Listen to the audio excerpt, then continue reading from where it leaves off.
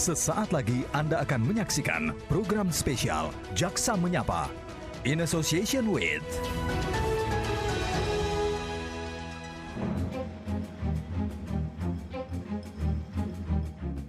COVID-19 tengah menjadi pandemi global yang mewabah di seluruh dunia. Negara Kesatuan Republik Indonesia tak luput dari wabah ini. Semua elemen bangsa bersatu melawan penyebaran virus corona dengan porsinya masing-masing.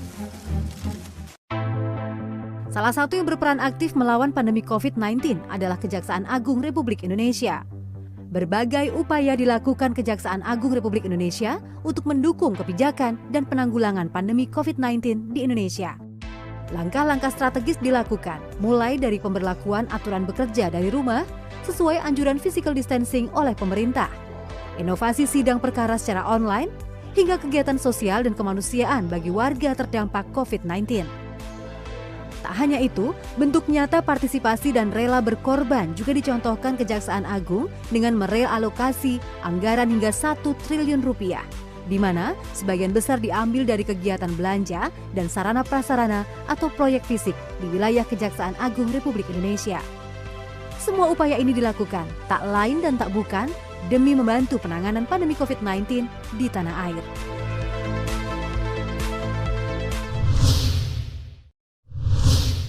Halo, selamat bergabung dalam spesial program Jaksa Menyapa bersama saya Dea Kartika. Dunia sedang menghadapi pandemi COVID-19. Di Indonesia, semua pihak berjibaku melawan dan meredam penyebaran virus corona. Mulai dari seluruh lapisan masyarakat hingga birokrasi pemerintahan tidak terkecuali Kejaksaan Agung Republik Indonesia. Untuk mengetahui strategi dan program kerja yang telah dan akan dilakukan Kejaksaan Agung untuk mendukung kebijakan dan penanggulangan pandemi COVID-19, saat ini kita telah terhubung langsung dengan Jaksa Agung Republik Indonesia, Bapak ST Burhanuddin. Halo Pak, apa kabarnya? Semoga sehat selalu ya. Bapak, ini bagaimana pelaksana sidang selama pandemi COVID-19? Iya, betul sekali Mbak. Gini, kita tahu sendiri bahwa virus ini adalah sangat berbahaya dan tentunya teman-teman anggota-anggota saya di daerah mempunyai permasalahan dan permasalahan ini memang harus kita lakukan, harus kita cari solusinya karena bagaimanapun pelayanan terhadap pencari keadilan di masyarakat harus tetap kita laksanakan. Kemudian juga teman-teman bingung dengan permasalahan, ada edaran dari SEMA nomor 1 Mahkamah Agung yang menyatakan bahwa bagi perkara yang sedang disidangkan tidak diperbolehkan lagi dan tidak akan diizinkan lagi untuk diperpanjang. Kemudian juga ada masalah dari Dirjen Lapas ini yang menyatakan bahwa tidak menerima lagi tahanan dan juga tidak bisa mengeluarkan tahanan. Dengan adanya hal-hal demikian kita mencari solusinya. Dan solusi yang pertama yang kami ajukan dengan teman-teman di daerah adalah kita sidang dengan menggunakan telekonferensi. Dan alhamdulillah teman-teman itu bisa melaksanakannya walaupun di awalnya memang ada kesulitan. Ada sebagian pengadilan atau lembaga pemasyarakatan yang menolak. Tapi di akhirnya dapat disepakati bahwa ini adalah dalam rangka memberi jawaban kepada para pencari keadilan. Itu Mbak yang kami lakukan. Lalu bagaimana cara Bapak untuk mengatasi permasalahan dalam persidangan di masa pandemi seperti ini? Iya, gitu Mbak. Jadi sidang kita lakukan sidang dengan polanya di tempat bahwa untuk jaksa tetap di kantor kejaksaan negeri, kemudian untuk tersangka, untuk terdakwanya tetap di LP, di lembaga pemasyarakatan, dan hakim tetap ada di pengadilan negeri. Dan itu kita lakukan secara online. Itu yang pola-pola yang kita lakukan. Jadi tidak ada lagi namanya bersentuhan atau mungkin pertemuan antara secara langsung, secara fisik antara jaksa dengan terdakwa juga dengan para hakim. Ini dalam rangka kita menjaga penyebaran virus COVID-19. Pak Jaksa, ini kan dengan membatasi pergerakan warga artinya dilakukan persidangan secara online. Bagaimana respon masyarakat? Ini kan hal baru. Sahabat masyarakat cukup positif dan alhamdulillah ini banyak yang menerima. Ini gimana pun juga kan pencari keadilan merasa bahwa pencari keadilannya ada jalan keluarnya. Itu yang ada di dalam masyarakat. Walaupun memang ada sedikit mungkin yang tidak yang artinya yang ada beberapa yang berkepentingan dengan tidak setuju tentang hal ini, tapi kebagian banyak masyarakat ini adalah jalan terbaik untuk dilakukan persidangan. Ya, jika masyarakat punya respon positif, bagaimana dengan penegak hukum? Untuk teman-teman para penegak hukum juga kita sangat positif dan mereka sangat mendukung kegiatan-kegiatan kita. Dan ini cukup berjalan, saling bersinergi, tentunya kita sama-sama untuk segera mengharapkan bahwa COVID-19 ini dapat kita atasi dan kita akan berjalan secara normal kembali, Mbak. Tapi Pak, apakah secara aturan persidangan online ini bisa dilakukan? Sebenarnya untuk kita di dalam kitab undang-undang hukum acara pidana memang kita tidak ada apa yang mengatur tentang persidangan menggunakan telekonferensi. Tetapi kan perkembangan teknologi, kita tahu bahwa KUHP ini dibikin tahun 1981. Itu udah sangat, teknologi pada waktu itu tidak semasif begini, teknologi tidak setinggi kayak begini. Maka belum ada. Dan alhamdulillah kemudian Mahkamah Agung juga memberikan satu respon bahwa persidangan dengan melalui telekonferensi dapat dilaksanakan. Itu Mbak yang kami lakukan. Pak Jaksa, respon masyarakat positif, respon penegak hukum positif, harapan Bapak ke depannya untuk sidang online ini seperti apa? Tentunya harapan saya bahwa acara dengan telekonferensi ini dapat dimasukkan di dalam undang-undang hukum acara pidana yang akan kita buat yang baru yang ke depan. Sehingga apabila ada hal yang terjadi pada waktu yang akan datang, kita tidak perlu lagi terjadi kebingungan lagi apa jalan keluarnya. Dan itu harapan saya, ini dapat diakomodir di dalam KUHP yang baru. Itu Mbak harapan saya. Mengingat luas wilayah Indonesia yang cukup besar, ada nggak Pak kendala-kendala yang kemudian dialami oleh Kejaksaan Agung dalam melaksanakan sidang online?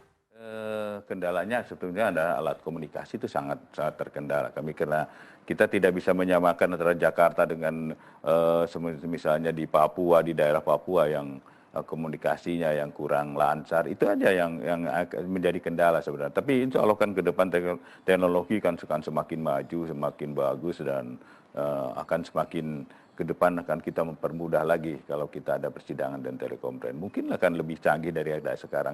Kita kan harus melihat suatu undang-undang itu tahun ke depannya, berapa tahun ke depannya kita undang-undang itu harus tidak bisanya untuk hari ini, tetapi ke depannya dapat diakomodir. Itu yang menjadi fokus saya, Mbak.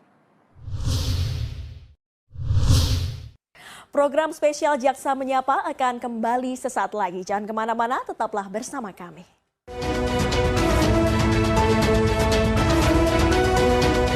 In association with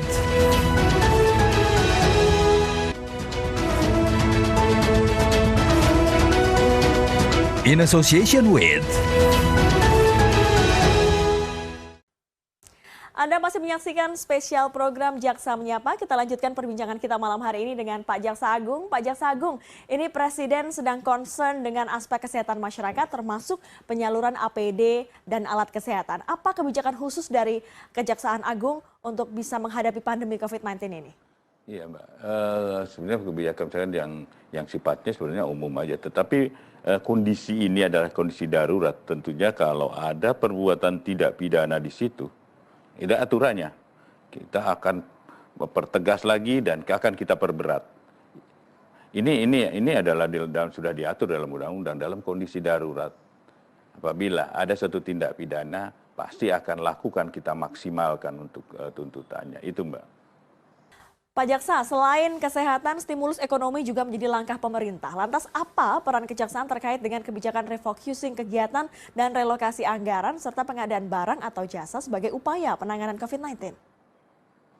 Ya, kita kan Mbak, di dalam Undang-Undang Kejaksaan ada peran Kejaksaan dalam rangka pengawasan pembangunan. Dan tentunya di dalam undang-undang itu disebutkan kita bisa diminta atau tidak diminta, kita akan melakukan suatu pendampingan. Dan kita sudah lakukan, kita punya undang-undangnya yang mengatur demikian, kemudian dan kita lakukan pendampingan yang dilakukan, baik itu oleh bidang tata usaha negara maupun bidang intelijen.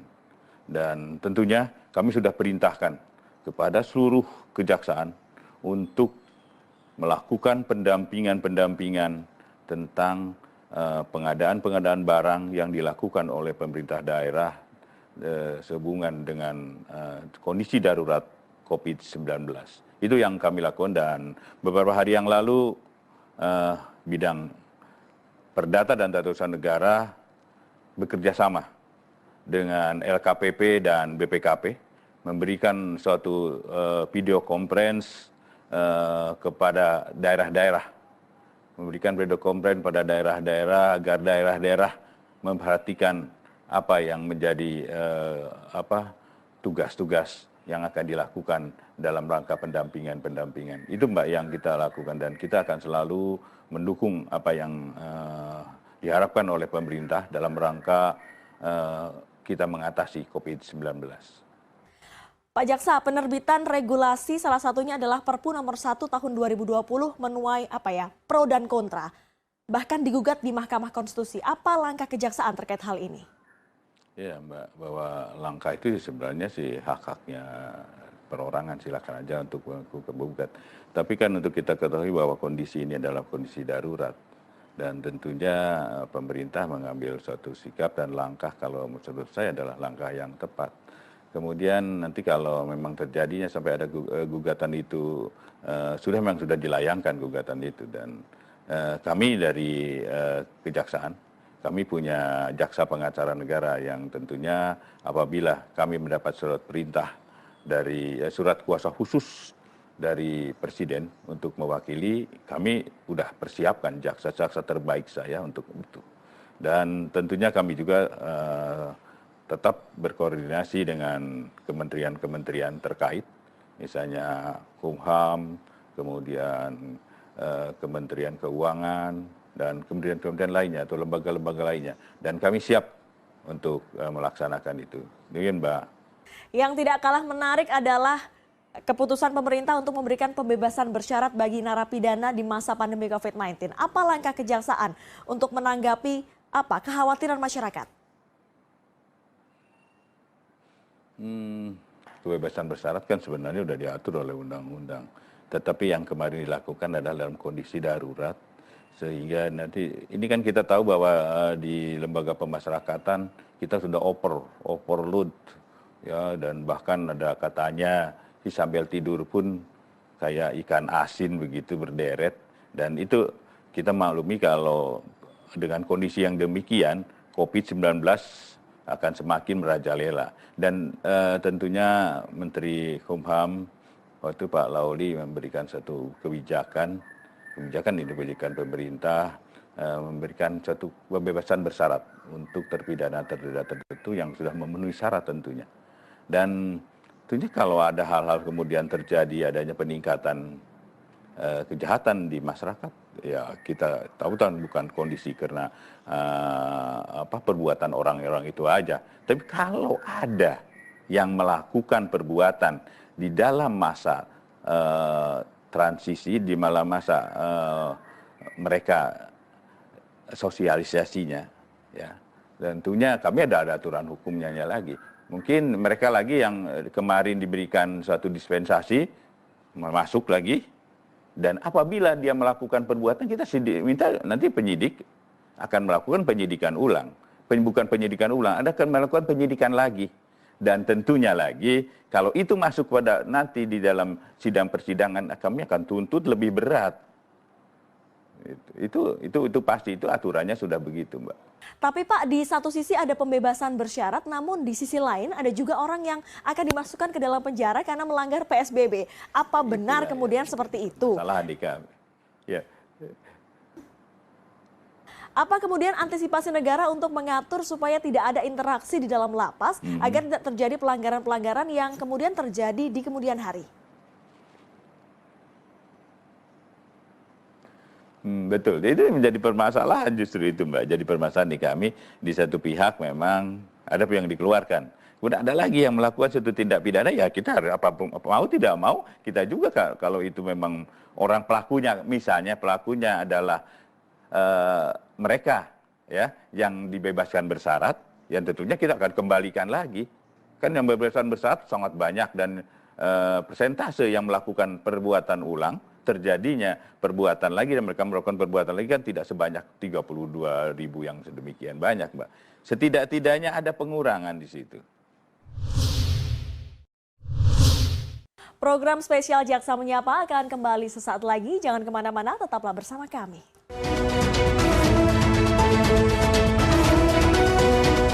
In association with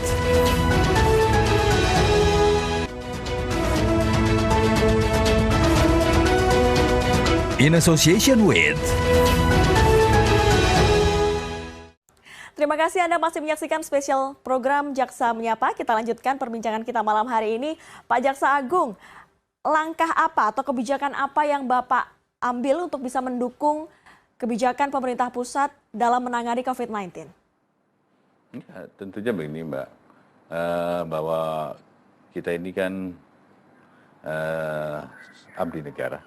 Dan tentunya kami ini adalah pelayanan masyarakat. Dan kami adalah sebagai pegawai negeri, ya tentunya ada aturan-aturan. Dan kita Kementerian Menpan, Kementerian Aparatur Negara sudah mengatur bagaimana kita pola kerja kita di dalam kondisi yang darurat ini. Kami melakukan kerja di rumah. Kita juga melakukan itu, Mbak. Tapi kita karena ini kami adalah suatu lembaga yang mempunyai kewajiban melayani masyarakat. Kita juga akan bagi-bagi juga, Mbak. Ada pegawai, ada jaksa yang kita terus harus sidang, ya kita tidak bisa bekerja di rumah. Tapi kita itu yang kerja di lapangan. Kita bagi-bagi aja. Mana tugas-tugas yang bisa dikerjakan dari rumah, mana tugas-tugas yang tidak bisa dikerjakan dari rumah. Dan kita bagi dalam 2 shift pekerjaan itu. Dengan teman-teman yang administrasi yang bisa kita tunda pekerjaannya atau bukan itu enggak, atau bisa dikerjakan dari rumah. Tetapi ada juga yang harus langsung pekerjaan itu, terutama yang pelayanan masyarakat. Kami tetap buka, kami tetap melayani masyarakat dalam apapun kondisinya.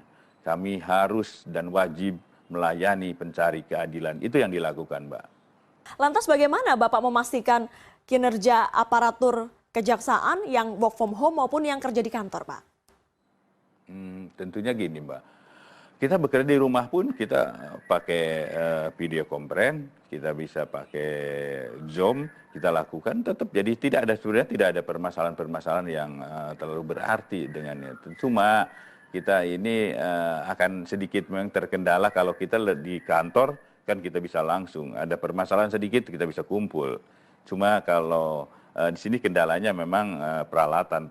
Tapi semua kita sudah ada peralatan, cuma kecepatan akan berbeda dengan apabila kita bekerja di kantor. Itu aja, Mbak. Sebenarnya tidak ada masalah dengan pelaksanaan tugas-tugas.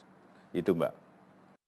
Dengan pelayanan work from home atau pelayanan yang bisa dilakukan di kantor, apa sudah dipikirkan terobosan-terobosan apa yang dilakukan di masa pandemi? Begini, Mbak. Kalau inovasi itu bukan hanya dalam kondisi yang COVID-19 aja. Tapi inovasi itu tetap kita lakukan di luar kondisi yang darurat ini juga. Misalnya kita melakukan pelayanan kepada masyarakat, misalnya tilang. Kita melakukan komunikasi dengan video conference untuk pelayanan sidang tilangnya gitu. Kemudian dan bahkan nanti SIM-nya juga kita bisa antar. Bahkan barang bukti pun ya udah mulai semua kejari-kejari melakukan inovasi, misalnya barang bukti harus persidangan, barang buktinya kita antar ke tempat di mana siapa yang berhak untuk menerimanya. Dan itu terus kita lakukan inovasi, bahkan pelayanan kami terpadu pun kita sudah lakukan. Ini inovasi yang saya minta, sebenarnya saya tantang kepada teman-teman tentunya di daerah, bagaimana kita menyikapi, bagaimana kita memberikan suatu pelayanan yang prima kepada para pencari keadilan. Itu, Mbak. Jika masyarakat sudah bisa di-cover ya, bagaimana dengan mitra kejaksaan seperti penyidik misalnya? Oh enggak Mbak. Kami dengan penyidik selalu berkoordinasi. Bahkan apabila kita memberikan suatu petunjuk atau mungkin untuk konsultasi antara penyidik dengan penuntut umum, kita menggunakan telekonferensi, kita udah dilakukan itu. Jadi sebenarnya tidak ada hal-hal yang menjadi permasalahan, karena kita pasti berjalan dengan lancar dan tentunya komunikasi dengan kami dengan penyidik, dengan lembaga pemasyarakatan, bahkan kami sudah membuat suatu kesepakatan bersama untuk itu, agar pelaksanaan di dalam COVID-19 ini dapat diatasi kita bersama, itu Mbak. Jika pelayanan kepada masyarakat sudah bisa dipenuhi, bagaimana dengan instansi yang bermitra dengan kejaksaan, penyidik misalnya, ada problemkah? Oh enggak Mbak. Kami dengan penyidik selalu berkoordinasi. Bahkan apabila kita memberikan suatu petunjuk atau mungkin untuk konsultasi antara penyidik dengan penuntut umum, kita menggunakan telekonferensi, kita udah dilakukan itu. Jadi sebenarnya tidak ada hal-hal yang menjadi permasalahan, karena kita pasti berjalan dengan lancar dan tentunya komunikasi dengan kami dengan penyidik, dengan lembaga pemasyarakatan, bahkan kami sudah membuat suatu kesepakatan bersama untuk itu, agar pelaksanaan di dalam COVID-19 ini dapat diatasi kita bersama, itu Mbak.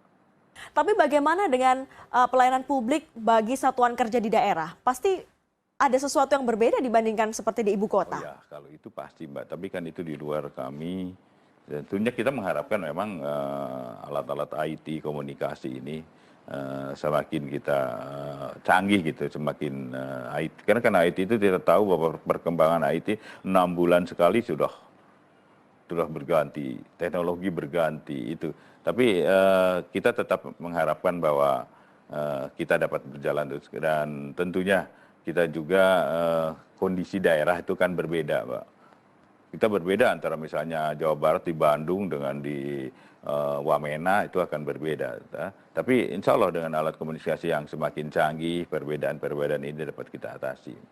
Terakhir Pak Jaksa Agung, pesan Bapak untuk jajaran kejaksaan yang ada di seluruh daerah. Ya tentunya dengan teman-teman saya, sahabat-sahabat saya ini, para jaksa, para pegawai tata usaha yang tadinya tahun ini harus mudik, saya minta tidak ada mudik.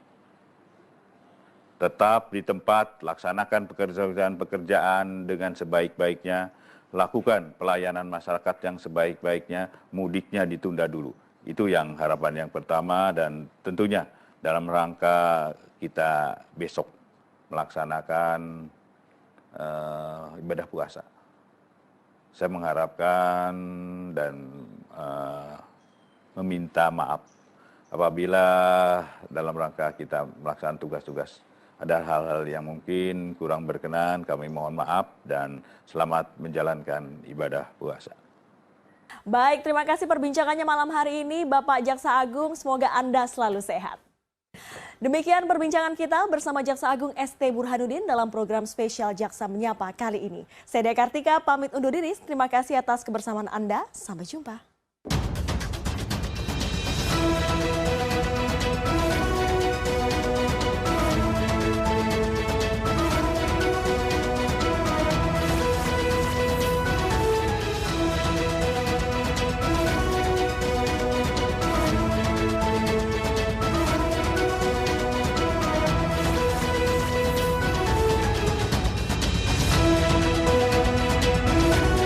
Terima kasih Anda baru saja menyaksikan program spesial Jaksa Menyapa in association with